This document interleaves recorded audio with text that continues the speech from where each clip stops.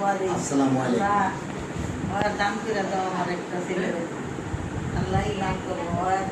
আমার মা খুব অসুস্থ ছিল।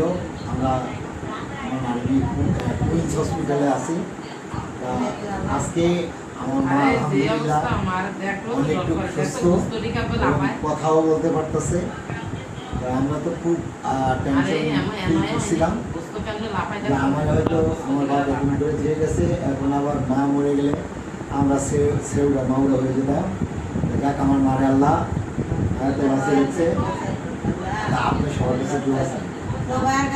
সবাই দোয়া করে আমার ছেলের লিখা। আমি তো অসুস্থ হয়েছি, আমার একটা ছেলে দোয়া করে তোমরা সবাই।